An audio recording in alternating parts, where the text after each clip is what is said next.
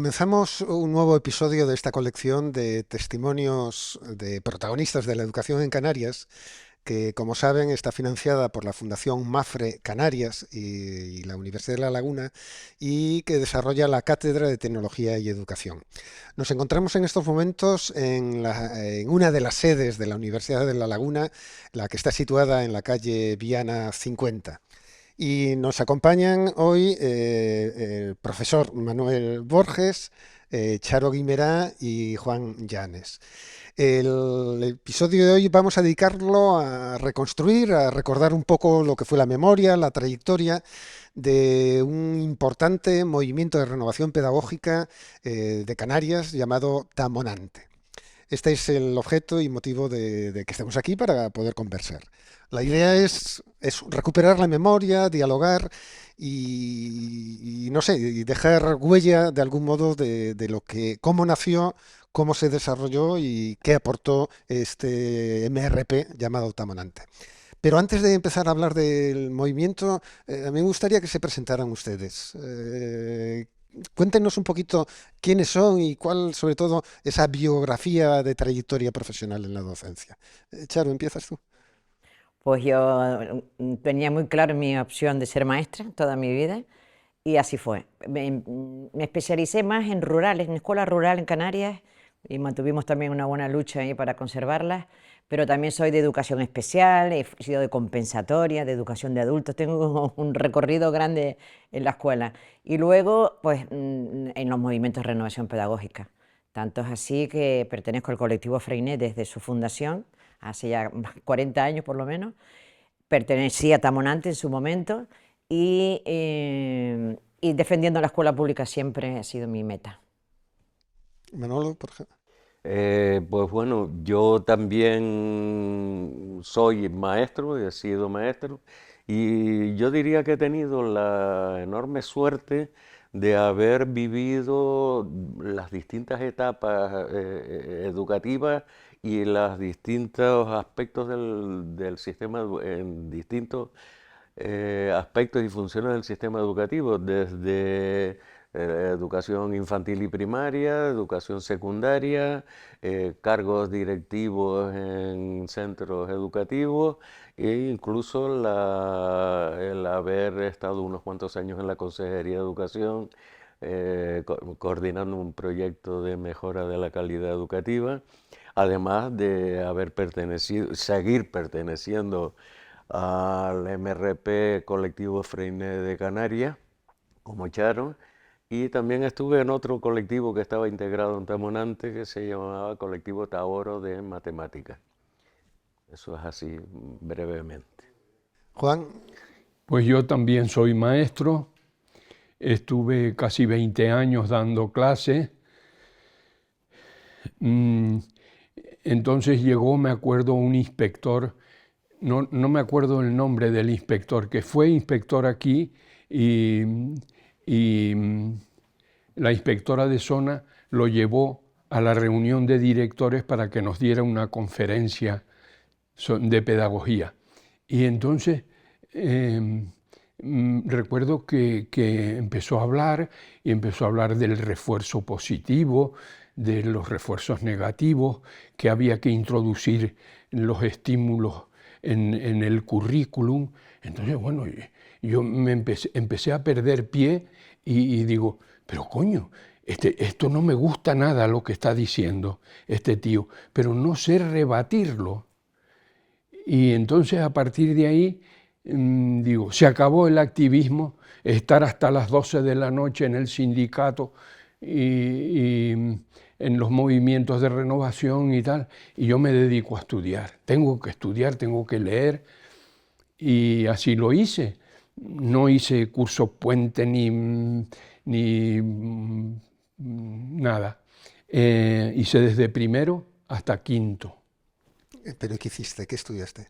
Pedagogía. Ah, pedagogía. Claro, yo me sentía un ignorante pedagógico. Y pues ese señor, que después le perdí la pista, llegué a saber cómo se llamaba y tenía como mucho prestigio. Ustedes lo tienen que haber conocido. Don Ángel. No. Don Ángel, ¿no? No. Bueno, entonces pasé a la universidad y pasé otros 20 años maravillosos, porque eso de que te paguen por estar sentado leyendo, pues me pareció O sea, una... tú combinaste lo que fue 20 años de trayectoria con niños pequeños en educación Sí, primaria y sí. otros 20 años como profesor En la universitario. EGB, yo estuve en la En la EGB. EGB. Muy bien, hablaremos de todo eso. Pero fíjense, ya las nuevas generaciones de docentes, al menos los que se están formando en estos momentos, no tienen recuerdo, no saben qué fue un movimiento de renovación pedagógica y mucho menos tan monante. Por eso quería preguntarles, ¿cómo definirían o qué dirían que es un MRP? Y sobre todo, ¿qué era tan monante? Bueno, puedo Sí, iniciar yo. por favor. Era una respuesta política a la situación de la enseñanza, pedagógica, político-pedagógica, porque cuando terminamos magisterio, año 76, empezó un movimiento de escuela canaria para estudiar nosotros mismos contenidos canarios porque no sabíamos nada. Empiezan los movimientos en la península, Escola de Estiu, Rosa Sensat, Adarra en el País Vasco. Empieza un movimiento por ahí que nos llega a Canarias, porque aquí estuvo Fabricio Caivano, fundador de Cuadernos de Pedagogía, en la primera semana de la educación en Canarias, yo, tercero de magisterio. Empezó la necesidad de esta, a la vez que una necesidad sindical, porque Tamonante nació casi a la par del sindicato de enseñanza, trabajadores de la enseñanza del país canario, y aparece Tamonante también casi por los mismos miembros, estábamos en los dos sectores. Era una necesidad absoluta de formación, empieza Tamonante, y a crear colectivos. Nos fuimos, nosotros los de Freinet estuvimos en Granada en el 75, en Granada, aprendiendo del movimiento cooperativo de la Escuela Popular, que sí se llama el movimiento en la península. O sea, Tamonante nació por una necesidad absoluta de formación en contenidos canarios y en formación didáctica, porque como dice Juan, no teníamos ni idea de nada, nada. Así fue, creo yo, me parece a mí que es importante eso. Sí, yo diría que la formación inicial que recibimos, pues tenía muchas deficiencias y al llegar a los centros educativos, el mundo que te encontrabas no se parecía, el mundo en el aula o en los centros educativos no se parecía en nada en absoluto a la teoría que nos habían enseñado en la escuela de magisterio en aquel momento. Y entonces las personas que buscábamos fórmulas para conectar de una forma más, ya no solo eficaz, o sea, más satisfactoria en el mundo de la educación, buscamos soluciones de autoformación o de formación entre iguales y también estructuras en las que conectar con gente que vivía esa renovación pedagógica en otras comunidades autónomas. No sé, yo creo que fue una necesidad de conectar con la realidad educativa que teníamos delante para mejorarla, ¿no? Bueno, yo mirándolo con cierta perspectiva, pienso que el nacimiento del movimiento en todo el Estado, no solamente aquí, fue como una especie de milagro. Es decir, que tú miras cualquier país y no se da, no se ha vuelto a dar eso, quitando el movimiento curricular inglés, que sí tuvo algunos paralelismos con los movimientos de renovación. Los movimientos de renovación recogen una larga tradición porque desde principios de siglo se convocaban en Cataluña las escuelas de Estiu y después se interrumpió de manera abrupta con el golpe de Estado de General Franco y después se rescató después del 75. Y en la Escola de Estiu de Cataluña, de Barcelona, tenía entre los maestros progres de progresistas de aquí y del resto del Estado, pues era como una experiencia interesantísima que, en fin, que movilizaba. Y aquí hubo un grupo que fue durante varios años a Barcelona, hasta que las compañeras de Cataluña les decían, pero ¿por qué no hacen ustedes sus propias escuelas de verano? Y entonces empezó un primer intento que fracasó en el 77, y creo que fue en el 78 o 79 cuando se celebró la primera escuela de verano. Yo creo que efectivamente tienen un carácter político, que es un elemento diferencial, porque ¿recuerdas el boom que hubo aquí de asociaciones de profesores de matemáticas de no sé qué, de no sé cuánto, de no sé cuánto? Esos no hacen planteamientos políticos, no cuestionan el sistema. Eso es lo que hacen, un planteamiento meramente metodológico de cómo mejorar la escuela, que en el fondo es un planteamiento político también, pero no lo hacen explícito. Yo creo que eso es un rasgo importante, ¿no?, de los movimientos, pero sobre todo porque está muy pegado a la práctica, porque los profesores iban allí a llevar su experiencia, Manolo lo dijo, entre iguales, que después la Consejería de Educación descubrió los grupos estables, los grupos de centro y no sé qué, que hicieran proyectos, y ya, como pasa casi todas las cosas en educación, llevaban descubierto muchos años antes. Y esa mezcla de basarse en la práctica, de no ser grupos de especulación, de debate teórico, que podrían haber sido, es decir, ¿por qué no se puede uno reunir a discutir un libro? Sí, Pues eso no fue, sino sí. fue una cosa pegada a la práctica. Lo que hago yo en mi aula lo llevo allí y tal. Y después en la cuestión reivindicativa siempre estuvo presente. Muy bien. A ver, a lo largo no solo en el nacimiento, sino en su desarrollo, seguro que hubo personas, maestros, maestras, muy comprometidos, muy activos y que no podemos entrevistar, ¿no? A mí me gustaría que recordaran un poco eso. ¿Quiénes estaban ahí en el nacimiento de Tamonante? ¿Quiénes participaban e impulsaban la escuela de verano? ¿Qué colectivos formaron el movimiento? La verdad es que Tamonante fue muy horizontal siempre. Teníamos una representación de todos los colectivos en una cosa que era como la permanente. Y cada colectivo tenía un representante y organizábamos ahí eso. Pero como personas destacables que duraron mucho, está Humberto Ramos, por ejemplo, que de Tazacorte, que era de comisiones, el único de comisiones obreras, y todos los demás del STEC, pero él estaba allí como un STEC, que hay que recordar que era sindicato nacionalista, digamos, nacionalista de docentes. fuerte, sí.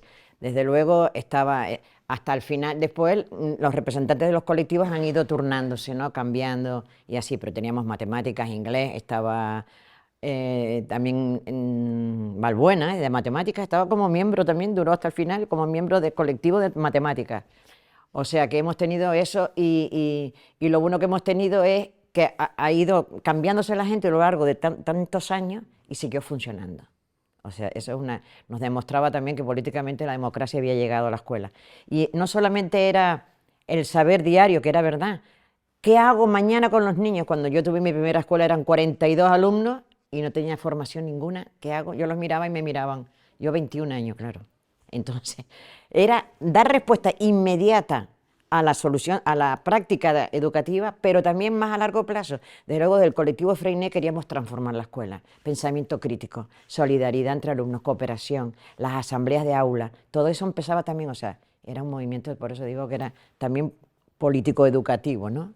pero hay personas muy señeras. Carmen Roger también duró hasta el final, Mari Bolaños estaba también en la permanente, había gente que estaba muchos años en los mismos, de Las Palmas Marimar Almeida, Manolo Arimaguado, en fin, teníamos un grupito más bien fijo siempre, sí. Pero hablemos un poco de colectivos, porque Tamonante en el fondo no era una unidad, digamos, sino la suma de una serie de grupos, colectivos, Sí, docentes. sí. eh, Yo sí, completando la lista que ha dado Yaro, yo digo que creo que una persona fundamental fue Marino Alduán y también Manolo El Manolo Marrero, Marrero, correcto. en Tenerife. Había personas significadas de las que no recuerdo el nombre en Lanzarote, por También. ejemplo, no me acuerdo el nombre, y en La Palma, gente que se implicaba mucho en la organización de Tamonante y de las escuelas de verano. Eh, mm, Recuperando un poco la memoria recuerdo que había, bueno, Juan, la tesis doctoral de Juan, yo creo que es de lo donde hay que beber obligatoriamente para entender la renovación pedagógica en Canarias, y repasándola estos días, hay un listado que yo lo saqué de tu tesis doctoral o de algún elemento que tú barajaste y había 66 colectivos, algunos subcolectivos, porque por ejemplo nosotros en el colectivo Freinet nos Tenían 5 o dividíamos, 6. pero estábamos a lo mejor 30 o 40 personas y nos dividíamos por subcolectivos que era pues el de lectoescritura, y a lo mejor había 6 o Matemático. 7 O locales personas, también. o locales También. del La norte. Orotava, Freiné de la Orotava, Sí, sí, sí. del ciclo Exacto. medio, cosas Sí. de esas. Después Ciclo había, yo medio, qué pero sé, colectivos que destacaban el grupo traquítico de Antonio. Fonolítico, traquítico, es fonolítico. verdad. Sí, Exacto, sí, sí, sí, se llama. que se dedicaba más a aspectos geológicos O el juego del o palo, por ejemplo. ambientales. Un colectivo del juego del palo también Sí, existió. o el grupo Del, Del Banot. juego del palo, de ah, sí, otro de sí. educación El física, grupo Banot. Banot de educación Sí, física fue bueno, muy, La verdad que es yo espectacular. qué sé, muchísimo. El listado son 66 y yo repasándolos no los conocíamos a todos porque hay algunos de otras islas y tal, pero los de aquí eran activos, no eran grupos fantasma, porque en aquel momento no recibíamos ningún tipo de subvención ni nada que nos hiciera mantener el nombre. O sea, eran grupos activos que conformaban esa realidad que era Tamonante, sí, ¿no? sí. Esto. Yo añadiría que, que eran grupos no venales, si nadie recibía una perra. Todo se hacía por amor al arte. Y la formación, la formación más importante, que era el acto, digamos, más importante, público, etcétera, era la escuela de verano, que se hacía en periodo vacacional.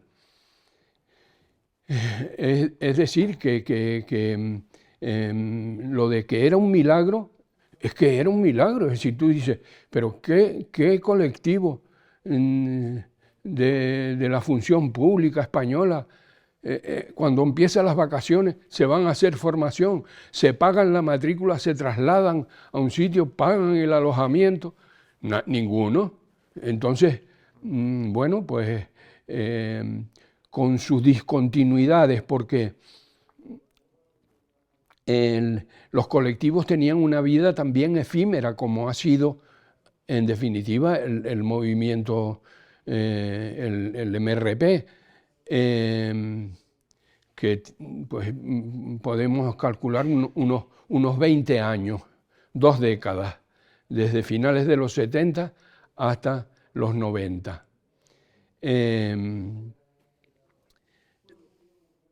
Yo se me ocurrió algo, pero ya se me fue. Bueno, Puedes seguir sí, sí, sí. preguntando. Yo quisiera, ya han nombrado varias veces las escuelas de verano, pero probablemente haya mucha gente que no sepa lo que fueron. ¿Qué eran las escuelas de verano? ¿Quiénes participaban? ¿Cuántas personas? ¿Qué era en definitiva? Expliquen eso.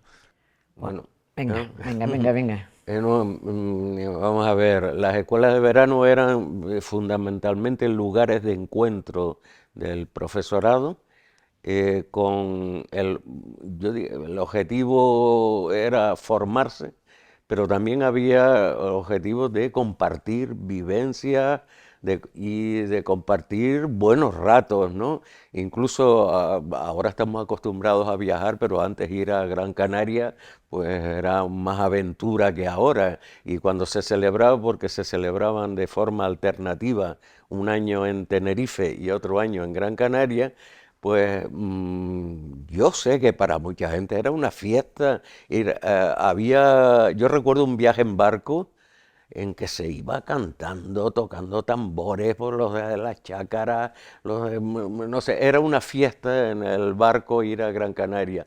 Y me supongo que para la gente de Gran Canaria o de otras islas venir aquí, pues también tendría ese... las ponencias, la mayoría la hacía el profesor, esa formación entre iguales, y se traía pues yo recuerdo traer a Francesco Tonucci, o no sé, ahora tendría que ver, se traía gente con cierto renombre en la pedagogía estatal, y algunos de fuera como Tonucci, o probablemente alguien más, pero no recuerdo. Caivano fue nombrado antes por Cuadernos de Pedagogía. Sí.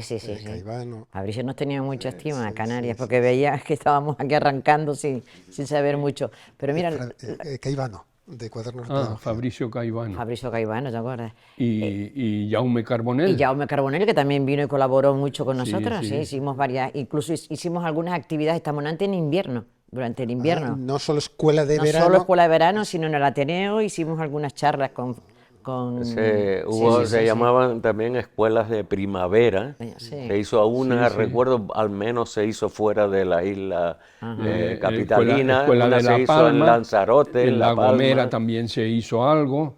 Tuvimos una revista se llamaba Taor, que era de renovación pedagógica y funcionó bastantes años. Nosotros lo tenemos. Toda esa documentación, la documentación más relevante de los colectivos y de Tamonante y la colección íntegra de la revista Taor, que son unos 28 números, yo las deposité en el Museo de la Educación de la Universidad. De La Laguna. En La Universidad de La Laguna, Laguna. sí. Muy bien, muy bien. Y también en el Centro Profesorado de La Laguna, el cierre total de Tamonante en el acta, con el libro de actas, tomando nota, las 4 personas que estábamos allí, porque ya no se iban a hacer más escuelas de verano. La última empezamos a fomentarla y tuvimos que Pero suspenderla. eso fue reciente, ¿verdad? Bueno, eso es lo último ya, pero no es reciente, ya en tiene el años. Me están adelantando. Yo quisiera llevar un poquito más organizada, Venga. estructurada la entrevista, y hablaremos ya luego del final del movimiento. Estábamos hablando de las escuelas de verano. ¿Cuánta gente participaba? Quiero decir, por los años que apuntaron, finales de los 70, principios de los 80, no existían todavía los centros de profesorado. Eso debieron venir después, ¿no? Por tanto, era prácticamente esas escuelas, por lo que indican, el único lugar donde poder hacer formación, o formación continua. Mira, hasta principios de los 90 sí. Giraba en torno a 800 personas las que 800 personas. Hubo una que yo creo que rondó cerca a los 1000. Sí, dijimos. Mira, puede ser. No, yo lo miré ahora, pero me faltan años. No tengo toda la información. Y a partir de los 90 hubo una bajada drástica, 300 personas, se mantuvo 300 personas durante 3 años, y yo creo que al final 100 personas. A estas 3 escuelas que hicimos, tratando en plan voluntarista de rescatar las escuelas de verano, venían 100 personas. Pero bueno, este fenómeno casualmente se dio en todas las escuelas de verano, porque yo estuve en una de las últimas escuelas del País Valencià y eran 100 personas las que había allí. Bien, en ese momento, digamos, de ebullición, 600, 700, 1000 personas, profesores asistiendo, ¿qué contenidos, de qué iba la formación? Es decir, ¿qué ocurría? Cada colectivo decía, aprovechaba la escuela de verano para difundirse o darse a conocer. Entonces, como era una coordinadora de colectivos, cada colectivo decía, pues queremos dar una charla o un taller o una ponencia, una conferencia de tal tema. Y vamos cuadrando una semana de actividades de lunes hasta domingo. Y algunos decían, vamos a traer a un ponente, ¿qué tal? Y eso se pagaba con los propios asistentes. Después ya empezamos a tener subvenciones. Pero los contenidos eran reales, salían de los propios colectivos. Nosotros de Freinet hacíamos lectoescritura casi siempre porque todo el mundo nos demandaba cómo enseñar a leer y escribir por el método global natural que era el que empleábamos. Entonces salía de nosotros mismos toda la semana y cuadraba. Luego teníamos actividades lúdicas y siempre había los títeres, el dragón que salía por la Universidad Laboral, nacíamos mucho aquí en Tenerife y en Tafira, en Gran Canaria, cosas de expresión corporal, el cuerpo, ¿de acuerdo? El movimiento del cuerpo. Y salíamos hasta la calle. La última escuela de verano se hizo una batucada por toda la calle, por toda la laguna, las calles más céntricas. Salíamos a la sociedad, que se nos viera que estábamos felices y alegres de esas escuelas de verano. Y además aprendíamos. Muchísimo, aprendíamos. Luego llegó el momento de ir a la península y participar con los MRP, que también mandamos un representante de aquí para allá. Teníamos reuniones en Madrid subvencionadas por la Consejería de Educación, pero eso ya no es escuela de verano. ¿Alguna cosa más de escuelas de verano? La primera etapa que duró, como decía Juan, en 1977 o 78 comenzó, se celebraron 20 escuelas de verano. La duración en el temporal era de una semana completa, en la que había talleres de mañana, talleres de tarde, donde se abordaban cuestiones más de una metodología concreta, algún área, ¿no? Y luego había debates o sí, encuentros de algún tipo que ya eran más interdisciplinares y más de profundizar en aspectos ideológicos o de un tema más amplio que los talleres, La jornada ¿no? continua se debatió mucho en Tamonante, Y mañana. en la segunda etapa, después hubo un parón de 15 años, entre el 98 por allí y el 2012 que empezamos a tratar de revivirla, pero ya no era una semana, dijimos, una semana, ¿quién se apunta en julio en estos tiempos? Y entonces se quedaron en 3 días, la de 2012 y al final la de 2015 o 2016, que fue hubo 5 más. Creo que fueron 2 días, para intentar, 2 o 3 días. Y nos juntamos a más de 100. Habría que hacer todos los análisis oportunos de por qué, pero bueno, ahí están. Yo creo que habría que decir también, para comprender por qué surge los MRP, que entonces no había formación permanente del profesorado, pero es que no había, los ICES eran, por recordar, institutos de ciencias de la educación vinculados vinculados a las universidades, creados por la Ley General de Educación de los años 70. Los ICES eran un fenómeno que no tenía arraigo ninguno en el profesorado. Yo creo que vi a alguno que dijo, yo hice un curso en el ICE, pero nada. Entonces, había una necesidad objetiva de renovarse, de entrar en contacto con pedagogías distintas de la tradicional, y ese vacío lo aprovechó la escuela de verano, ¿no? Y a partir del año 82, el ministro Maravall asiste al encuentro estatal de movimientos de renovación pedagógica que se celebra en Salamanca.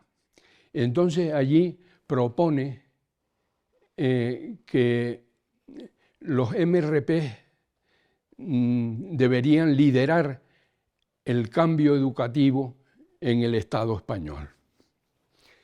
Y entonces les propone a los MRP que organicen un congreso, que el ministerio lo paga. Y efectivamente, en el año 83 se hace el primer congreso estatal de movimientos de renovación pedagógica, y como el movimiento Rosa Sensat era el más antiguo, por eso se hizo, y de mayor tradición, se hizo en Barcelona. Yo estuve en ese congreso, en el primero, sí. con Marta Mata, que nos dio una charla también muy buena. Yo también estuve. Ajá, fue un grupo grande que fue un grupo grande de Tenerife, ahí a ese primer congreso. Hubo un segundo congreso en el que yo estuve, que fue en Gandía, y creo que fue el último. En Gandía. En Gandía. Pero bueno, no fue congreso, Gandía fue un encuentro estatal. Creo que fue congreso, o por lo menos así se llamaba. Yo fui uno de los que fuimos en el cupo de Tamonante. A lo mejor se llamaba congreso, sí. Sí, el segundo congreso de MRP en Gandía. Y me parece que después no hubo ninguno más. Pero ahí se está produciendo, perdóname, Juan, Tamonante o los MRPs en el contexto español nacen con el desarrollo de la Ley General de Educación de 1970. Es decir, todavía es cuando se crea la EGB, la Enseñanza General Básica, y ahí es donde nacen, digamos, los MRPs. ¿Cuáles eran, digamos, esos factores o esos argumentos, digamos, político-pedagógicos que hicieron que nacieran los MRPs? Es decir, que se cuestionaran al menos la ley vigente de educación de los años 70, que era la última del franquismo. ¿Qué motivaciones había, como digo, político-pedagógicas que impulsaban eso que el profesorado Porque desde el inicio fue un movimiento crítico. Y democratización de la enseñanza. Sí. O sea, que es consustancial a los movimientos de renovación pedagógica hacer planteamientos políticos. Desde la primera escuela de verano, yo recuerdo que no me pude matricular, pues yo estaba haciendo propaganda de no sé qué, no me acuerdo qué, de la construcción de una base militar en no sé dónde. En la segunda escuela de verano salimos toda la escuela en peso, en manifestación a la garita, no más allá, y que aquello era una imagen digna de haberse tomado en un corto, porque la guagua nos dejó en la carretera y después empezaba un desierto esto de plástico. Invernaderos de plástico, todos destrozados, plas, plas, plas, plas, plas, y nosotros, un viento horroroso, y fuimos de allí hasta la playa de esto porque había un proyecto del gobierno de crear una base militar. O sea, ¿qué hay detrás de eso para que...? Pues hay planteamientos políticos clarísimos, ¿no? Y incluido en la escuela, la dirección del centro no se elegía democráticamente. Fue otra lucha que tuvimos terrible de cómo hacer las direcciones y tal. Hasta que llegó el Consejo Escolar de Centro con padres y tal, y llegó toda la democratización. Pero estábamos enfocadas hacia la democracia. Y algo que yo creo que no se puede obviar, que fue en su momento polémico, fue la influencia de los movimientos nacionalistas en el tipo de enseñanza a impartir. El franquismo, como un sistema centralizado al máximo, no permitía, o sea, en sus currículos, aunque la ley Villar-Palasí pues se puede analizar como algo un poco más cercano a la realidad, en la práctica, bueno, esa caricatura de que un niño canario conocía el río Duero antes que el barranco de Santos, pues no era tal, era cierto. Entonces, el boom de los movimientos nacionalistas fue no solo en Canarias. Yo recuerdo en Gandía que nos enfadamos nosotros los canarios porque el Congreso se hablaba en lengua valenciana y había cosas que no nos enterábamos y era una reivindicación de ellos. Y aquí pues muchísimos talleres, muchísimos debates estaban en torno a la educación partiendo de la realidad canaria, ¿no? Sí, sí, Me gustaría, eso es importante. me gustaría apuntar, ahora hablando de realidad de Canarias. En 1983 se crea el Gobierno de Canarias y en particular la primera Consejería de Educación de Canarias. ¿En qué medida el movimiento tamonante se implica en el nacimiento e impulso de la Consejería de Educación en Canarias? Yo no sé, tendría que profundizar, pero yo no tengo recuerdo cómo que se En implica. ese momento no, Incluso más yo adelante. diría que se fue muy crítico con los primeros gobiernos de Canarias porque, no sé, porque no eran nacionalistas también, puede ser. O sea, el nacionalismo a nivel sindical, a nivel político, condicionó, o sea, eso no quiere decir que quienes se acercaran a las escuelas de verano, o los usuarios, entre comillas, del movimiento de renovación pedagógico, tuvieran que ser gente políticamente adscrita a organizaciones nacionalistas, pero sí en la organización predominaba gente de sindicatos o de organizaciones políticas con tintes nacionalistas, ¿no? Hay un hecho que es relevante, que es la aparición de Natura y Cultura, de Pedro Hernández. Ese fue, o sea, tú coges ese libro y dices tú, coño, pues está bien, un libro de divulgación y tal, de la cultura canaria, lo abarca todo, literatura, en un solo libro. Pues tuvo una importancia enorme, porque era el primer texto donde se hablaba de las cosas de aquí con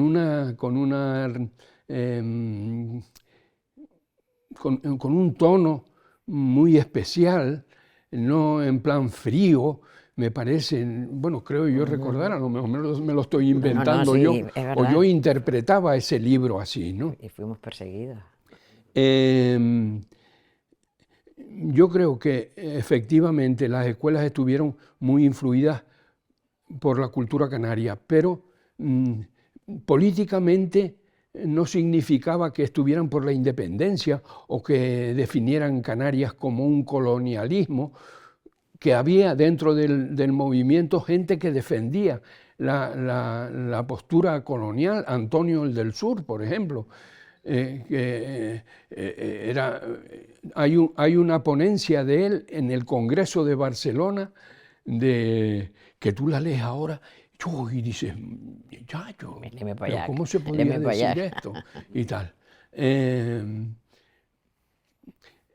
Básicamente, políticamente yo creo que llegaría el nacionalismo de los MRP a la autonomía, una cosa así, nada, no mucho más allá. Entonces, ¿qué era? Básicamente un movimiento de reivindicación cultural, nacionalismo cultural, de defensa del patrimonio, de defensa de la memoria de los guanches, y eso impregnaba a toda la escuela, todo, sí, todo lo que se hacía. Pero Mira, bueno, no, termínate. básicamente porque había un olvido y una persecución. Había una persecución de los inspectores. A mí me quitaron el Natura y Cultura, que no lo podía enseñar. Sí, Fuera el bueno, libro Pero ese. Sí, sí.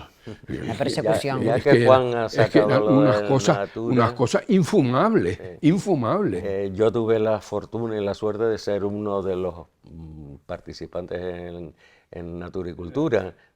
Daba la casualidad que éramos todos de San Juan de la Rambla, todos menos Arnoldo Santos, que hizo la parte de naturaleza canaria. Y yo hice pues toda la maquetación y muchísimas ilustraciones. Entonces recuerdo ir con Pedro Hernández a una reunión en la Inspección General Inspección General de Educación, para plantear el libro y que se abriera en las aulas, y al inspector jefe de Canarias cogiendo una ilustración mía en la que se veía, se comparaba la distancia que había entre el continente africano y la isla de Lanzarote y la que había a Cádiz. O sea, era un pictograma más, bueno, con un guanche dando un salto y tal. Nos dijo que aquella ilustración era muy, muy peligrosa. Claro, es que Entonces, ese era, claro, ante esa opinión de un inspector, había gente en las aulas que se rebelaba contra, y que eran argumentos de, o sea, había que ocultar, en este caso, una realidad física objetiva, como son los kilómetros de distancia que hay, porque, claro, o sea, era una cosa de película, ¿no? Yo recuerdo una anécdota, no voy a decir el nombre del maestro, daba clase en Arguayo y tenía, el fondo de la clase era una bandera que cogía toda la pared desde arriba hasta abajo. Y él estaba muy orgulloso. ¿Bandera de dónde? Una bandera canaria, Canarias. con las 7 estrellas verdes. Y entonces llega un día un inspector y le dice: oiga, don fulanito, ¿me quiere usted explicar qué pinta eso aquí? Y dice: ¡ay! Pues ni me había dado cuenta. Ya. Bueno. Bueno, bien, pues está bien. era un ambiente miserable el que tal. Y lo que pone de manifiesto es que tú podrías ser comunista, anarquista, lo que te diera la gana, pero independentista no. O nacionalista, que próximo no sé cuándo al fue independentismo, eso estaba muy mal el visto. M. y todo, estaba la cosa muy caliente. Ah, sí, Acuérdate, sí. por eso era Sí, el miedo que se le también. fuera de las manos, entiendo yo. Sí. Había pintadas feas en las paredes con respecto a los Sí. peninsulares, Y había recuerdo un movimiento social fuerte. un encierro, Encierro. una escuela de verano en que los independentistas quemaban las ruedas de los coches, ¿no? Y cosas de esas. Y con alcohol iban allí así, y decían, hacia el coche, ¡pum! Bueno, por recuperar lo de los primeros años de la comunidad autónoma de la Consejería de Educación, decía que por recuperar el recuerdo de esos primeros años de la Consejería de Educación, fue un tiempo también de mucho movimiento social, de mucha reivindicación, y me imagino, por eso yo les quiero preguntar, ¿qué vinculación tenía Tamonante o miembros de Tamonante con estos movimientos sociales, sindicales, de docentes, etcétera? ¿Qué relación había? Pues bastante, porque la gente de Tamonante, de la coordinadora que representaba a los colectivos, era gente muy comprometida, y políticamente también había sindicalistas, tanto del ESTE como de comisiones obreras, lo que sea, había de otros partidos, eran gente activista políticamente para sacar a la escuela del abandono tan grande que tenía Canarias, porque también tenemos que hablar de eso, cómo estaba Canarias con analfabetismo y falta de escuelas y plazas escolares brutales cuando terminamos nosotros, 75, 76.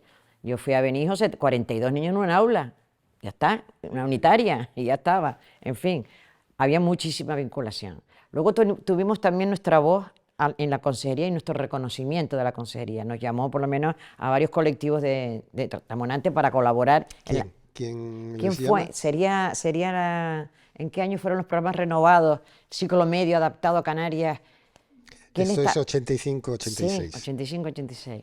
También pertenecimos al Consejo Escolar de Canarias y tuvimos representación, los MRP, conseguimos una ley tal. Freiné estuvo representando a los MRP por 2 legislaturas. Ahora tenemos otra chica de matemáticas representando. O sea, los MRP tienen su voz y tienen su Yo crítica. creo que también se perdió una ocasión cuando la creación de los CEPs. Sí, ahí Yo aludí antes Paco Luján nos llamó a también. que el ministro Maraval, que venía del movimiento curricular inglés, es decir, era un tipo realmente culto, pedagógicamente. Eh, él sabía que allí un instrumento fundamental fueron los SEP, pero los SEP como instrumentos de los profesores para formarse. Entonces, a raíz del 80 de la celebración del encuentro estatal del Congreso, en el Congreso una de las conclusiones fue que los movimientos nos negábamos a institucionalizarnos. Yo creo que fue un error. Visto a la larga, fue un error, porque imagínense que hubieran dejado los SEP como en manos de los movimientos de renovación, porque después quienes animaban los SEPs, de hecho, éramos la gente de los movimientos, era gente que el 9% de los que siempre se han movido y que están en todos los cursos y hacen toda la formación. Yo creo que porque la existencia de los centros de formación, de los centros de profesores, claro, eclipsaron la actividad de los MRP, porque era trabajar contra un enemigo todopoderoso. Te daban los títulos, te daba títulos. Nosotros después empezamos a dar títulos también, Tamonante. Porque todo el mundo... Y entonces yo creo que ahí fue una postura un poco sectaria por parte de los MRP. Y entonces Maraval dijo, bueno, pues si no quieren, nada. Entonces empezó todo el rollo de el SEP como instrumento de desarrollo de las políticas educativas de la administración. Pero también en esa época conseguimos en horario lectivo formación en los centros. Sí, empezaron los seminarios de educación especial los viernes, un viernes al mes, se mandaban sustitutos, se repartían los alumnos. O sea, eso fue un logro también tremendo. Hubo un periodo que se hizo eso. Sí, conseguimos muchas cosas. Bueno, vamos ya a ir cerrando. Tamonante desapareció ya hace unos años. ¿A qué achacan? ¿Cuáles serían las causas, factores que hicieron no solo que desapareciera Tamonante en Canarias, sino los MRPs en el conjunto español? Yo creo que el contexto jugó un papel fundamental y nosotros estábamos ahí, pero no mirábamos para atrás, no lo veíamos, no lo percibíamos. Pero al cambiar el contexto, los MRPs, pienso yo, que se quedaron un poco en el aire. Ya llevaban un proceso con una organización muy débil, porque al ser un movimiento no existe una disciplina como los partidos, ¿no? Sino que es mucho más laxa. Yo recuerdo un informe del MRP Tamonante, cuando asistía a las reuniones de la Federación de MRP a nivel estatal, que es demoledor, ¿no? Dice, tenemos una débil organización, en fin, todos los aspectos muy autocríticos, ¿no? Yo creo que es ley de vida también, que los movimientos tienen una vida, lo mismo que tiene un paralelismo con el organismo. Nacen, crecen, se desarrollan y mueren. Y desaparecen. Mueren. ¿Y la reflexión desde la experiencia de ustedes? Vamos a ver, algo de lo que se apuntó, no sé en qué momento y después no se volvió a hablar, es el tema del dinero en la formación. O sea, el que un ponente cobrara, decía Juan, sin cobrar y estábamos en periodo vacacional formándonos. Eso influye. Los SEP a un ponente le pagaban y yo diría que pagaban muy bien, ¿no? Entonces, los movimientos, la formación en las escuelas de verano, en algunas se pagó porque se recibieron subvenciones, pero era la complejidad de mantener una estructura organizativa. En los últimos años, quien esté en alguna asociación de vecino cultural sabe la complejidad que tiene. Yo recuerdo los últimos años de Tamonante, en las escuelas de verano últimas, tuvimos una cantidad de dificultades terribles para abrir una cuenta bancaria, pero dificultades enormes como movimiento asociativo, cosa que antes era sencilla. O sea, si no disponías de gente liberada para aguantar esa estructura, luego pues todo lo que es la publicidad, el diseño de la cartelería, la difusión de las actividades, todo eso unido al contexto, como decía Juan, que es otra época, hizo que poco a poco mantener un MRP fuera muy, muy complicado,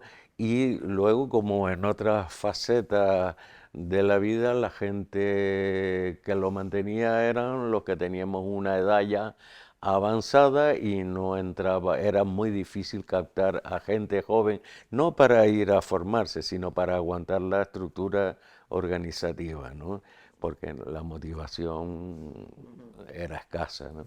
Paralelamente, la Consejería de Educación apoyó indirectamente a los colectivos de formación, porque sacaba convocatorias para los colectivos. Y entonces la gente presentaba proyectos y recibía un dinero. Entonces mucha gente ya se fue de Tamonante porque ya estaban por ahí en la línea esa. Empiezan algunos al mes sesiones de formación en horario lectivo, ya estaba cubierto. Los CEP daban títulos que te pedían después para seguir promocionando, porque ya los directores tenían con títulos. Fueron muchos factores Claro, lo que tal. Y los títulos que daba el MRP no valían. no servían para nada. O sea que... Exacto. A la vez citaba, yo que estuve hasta el final, citabas a los colectivos para decir, bueno, ¿qué queremos hacer? Vamos a hacer. No se presentaban ya.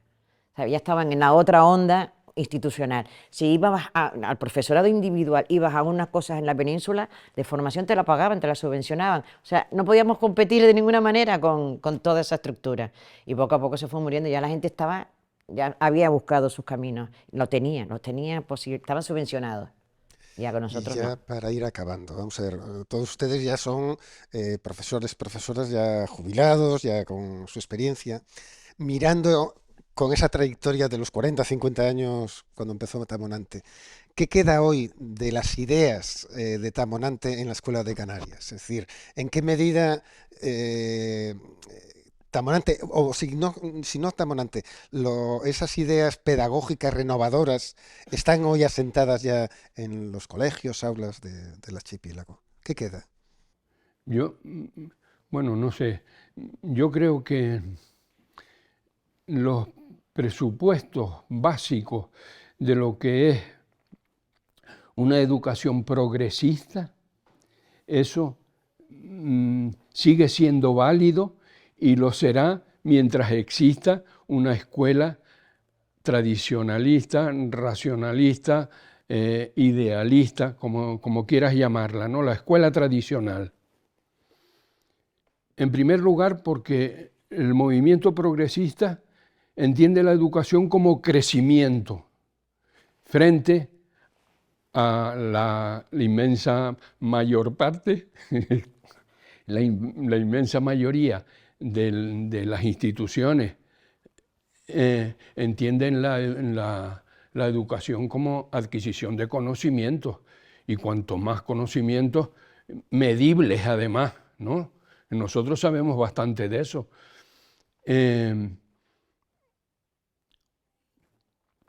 Después hay otro principio de la educación progresista, que es la de que la educación debe estar centrada en los alumnos, frente a toda la enseñanza tradicional, que la enseñanza está centrada en las disciplinas. ¿Entiendes? Entonces, ¿a qué estamos jugando? Mira tú, la reforma, el diseño curricular base, el diseño curricular, todos han centrado en las disciplinas, en los contenidos, en cómo se estructuran, cómo se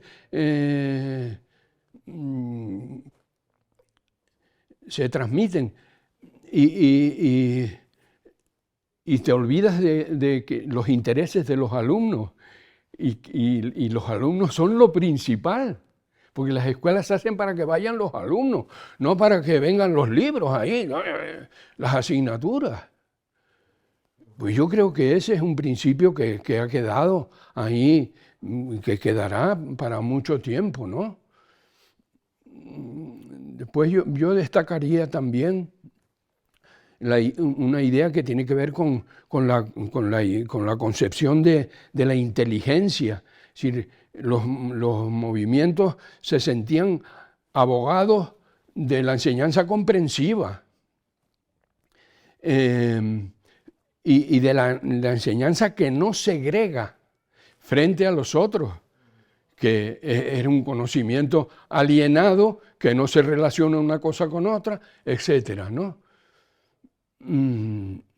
Y después ya bueno, hemos hablado bastante de la práctica. La práctica es lo que forma a los profesores, no las escuelas de magisterio, los libros.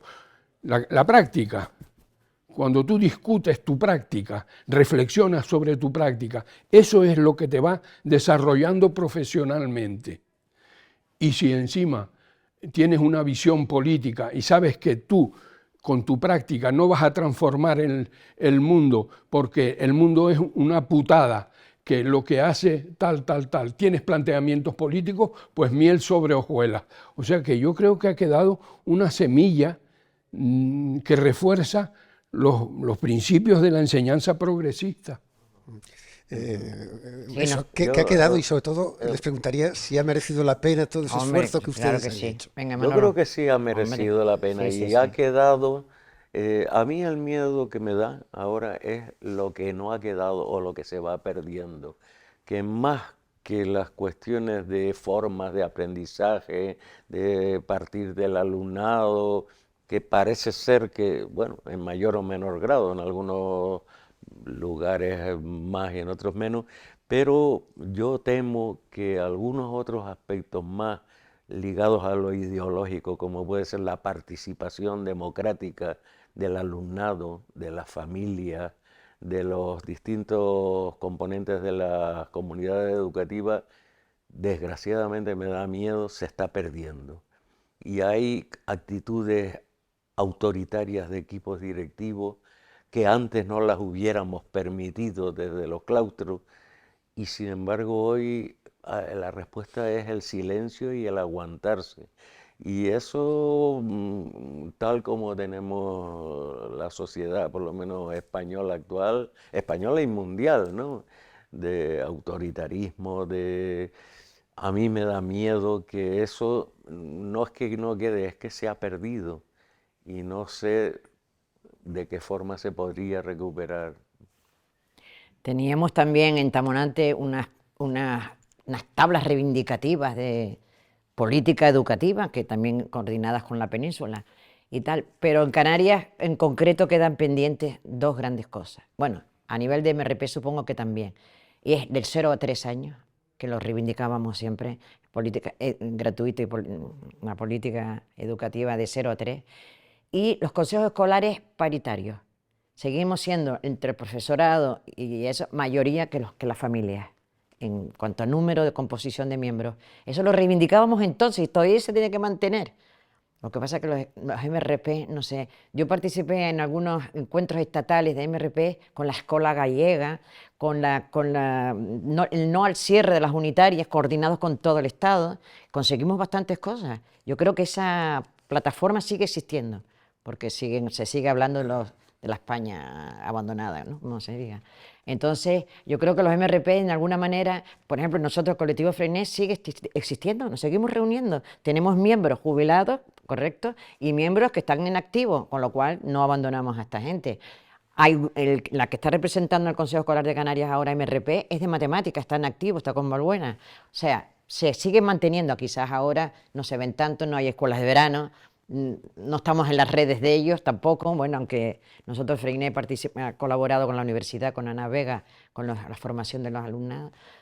En fin, yo creo que esto es un camino que nosotros aportamos nuestro granito, pero que vendrán otros aportando más, creo yo que sí. Muy bien.